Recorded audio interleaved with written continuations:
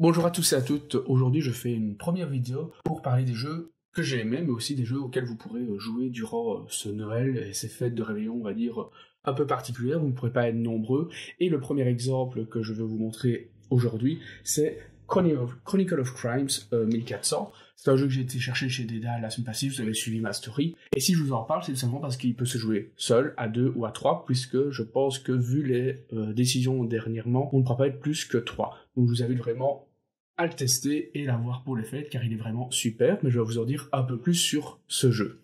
Alors, premièrement, il faut savoir que c'est un jeu qui a débuté d'abord il y a quelques années, sous une version Chronicle of Crime où on était des enquêteurs à Londres, si je me souviens bien. Et tout dernièrement, il y a eu une campagne Kickstarter qui a permis de lancer cette nouvelle gamme, cette nouvelle édition, qui va se décliner en 3 volets. Le volet 1400, qui est déjà sorti en boutique, le volet 1900 et le volet 2400.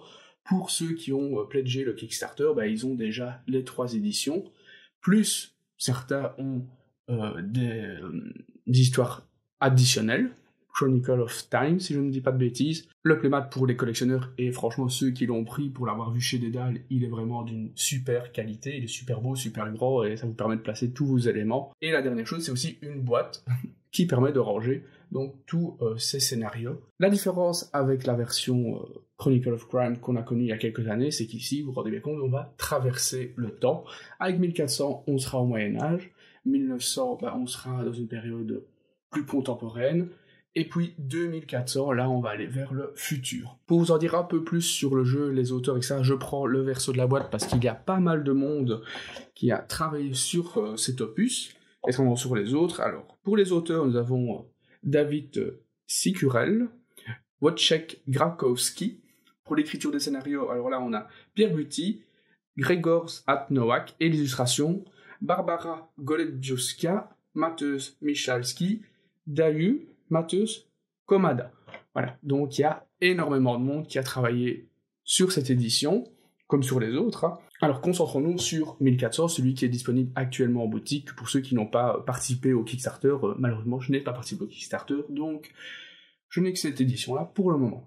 Comme je l'ai dit, vous arrivez au Moyen-Âge, on est dans une ville connue d'Europe, on est à Paris, et on va incarner une personne bien particulière, Abelard Lavelle. Abelard Lavelle est une personne qui, depuis toujours, depuis son enfance, a des rêves prophétiques sur ce qui s'est passé dans le passé ou ce qui va arriver. Et un point important aussi, par rapport à l'autre édition, c'est que vous avez votre chien, et si je ne dis pas de bêtises, il s'appelle Perceval. De manière générale, sur la mécanique du jeu, on est sur celle qu'on a connue avec Chronicle of Crimes, avec des petites choses en plus. D'abord, il reste toujours coopératif, ça c'est clair.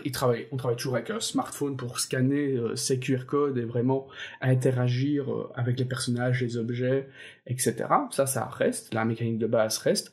Pour ceux qui sont un peu frileux, on va dire, par rapport à l'utilisation des smartphones, on peut dire qu'ici, vous n'avez pas besoin d'une connexion Internet pour jouer à ce jeu. Il vous suffit de la télécharger avant et les histoires sont dans votre téléphone. Donc ça, c'est déjà pas mal si jamais vous jouez dans un endroit où il n'y a pas de connexion. La petite nouveauté, pour moi, elle porte d'abord sur les cartes vision. Il n'y avait pas ça dans les autres éditions. C'est une nouveauté, je vous en montrer une. Attention à ceux qui sont frileux du spoil, il va en avoir un peu. Je vous montre la carte vision du tutoriel. Donc, à quoi vont servir ces fameuses cartes vision? Elles vont vous donner des indices en fait assez importants, mais qui restent énigmatiques. C'est des visions pour résoudre donc une affaire. Vous pouvez voir qu'il y en a une belle quantité, donc je pense que vous allez avoir pas mal de visions sur les 4 autres scénarios. Ce qui change, comme je vous l'ai dit, vous avez votre chien Perceval.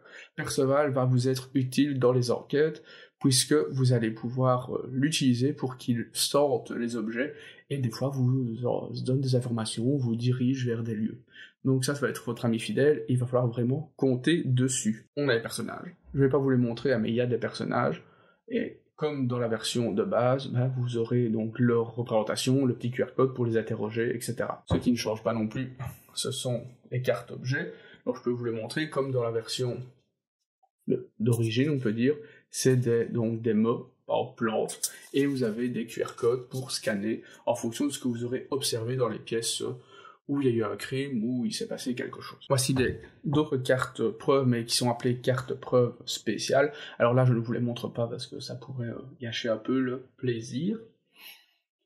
Et comme dans la version de base, vous avez donc des lieux qui sont magnifiquement illustrés sur des grands cartons de cette forme-ci.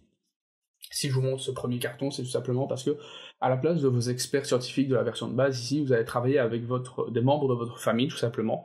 Vous avez un spécialiste en écrit qui est le moine, c'est votre oncle. La marchande qui est spécialiste en objets d'art, je pense que c'est votre mère, si je ne dis pas de bêtises. Et puis l'espion, spécialiste du peuple, je ne sais plus quel est votre lien de parenté avec, mais en gros c'est votre famille, c'est votre maison, nous il y a le symbole maison, et vous pourrez les interroger sur des objets, sur des personnes, pour en savoir plus et avancer dans vos enquêtes. Je vais vous montrer la suite parce que les illustrations sont tout simplement magnifiques, vous avez pu le voir dans le déballage de boîte. Vous avez différents lieux, qui sont chaque fois recto verso avec des lieux différents sur chacune des faces, mais les illus sont top. Et comme dans la version de base, vous mettez les personnages que vous rencontrez dans ces lieux ici en dessous, vous avez donc les encoches pour cela. Pour ceux qui sont déçus de ne pas avoir eu la chance de commander le playmat, et ça je peux les comprendre pour l'avoir vu chez Dédale, ne vous inquiétez pas, vous pouvez le commander chez Dédale, ça je vous l'ai pas encore dit, mais chez Dédale il y a encore des versions Kickstarter qu'ils avaient commandées, pledgé, donc si vous voulez, vous pouvez encore foncer, il en reste quelques-unes, donc ça je vous invite à le faire, mais ceux qui ne le font pas, ne vous inquiétez pas, dans la boîte 1400, vous avez ici votre plateau de jeu, qui ressemble à un petit fourreau, ça veut dire peut-être pas un fourreau, mais peut-être une petite pochette plutôt, oui, une petite pochette que l'on ouvre, et se dévoile ici, dans le bon sens, c'est mieux, se dévoile donc ce plateau, avec les cartes rouges, les cartes bleues, et les cartes ici, personnages qu'on n'a pas encore rencontré mais qu'on doit découvrir dans la première histoire. Vous verrez, vous devrez placer un personnage ici. Ici, par exemple, ce qui est intéressant, c'est que les cartes rouges, dans cette zone-ci, c'est les cartes que vous possédez, et ici, les bleus, c'est par exemple les objets que vous ne possédez pas, mais pour lesquels vous êtes à la recherche de ceux-ci. Donc voilà, ceux qui n'ont pas le playmat, c'est dommage, mais vous avez quand même quelque chose pour placer vos éléments. Pour ce qui est des scénarios dans l'application, puisqu'il n'y a pas de scénario dans la boîte, puisqu'il faut un smartphone pour jouer avec, il y en a 4. Donc il y a d'abord le tutoriel, je vous invite à le faire parce que même si c'est un tutoriel, ça m'a quand même demandé un peu de réflexion. Ensuite, vous en avez le premier qui s'appelle les pages manquantes. Ensuite, le dernier, la volonté divine et une lueur dans l'obscurité. Je n'ai pas encore tout fait, mais je peux vous dire en tout cas que logiquement, si on suit la logique donc de la version de base, il y a une progression dans la difficulté. Au final, pourquoi prendre ce jeu à Noël ou à Nouvel An ou durant les vacances en famille? C'est parce qu'il est immersif.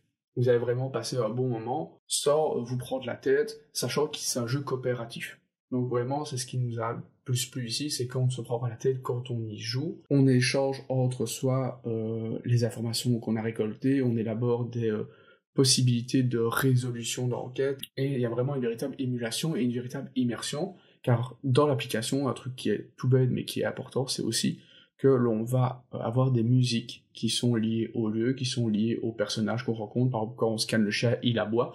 Et donc ça, en plus de l'illustration des cartes qui sont vraiment super, vous avez une véritable immersion sonore. Et on prend un sérieux plaisir à passer de récit en récit et à en apprendre un peu plus sur cette période du Moyen-Âge. Donc je vous recommande vraiment à 200%.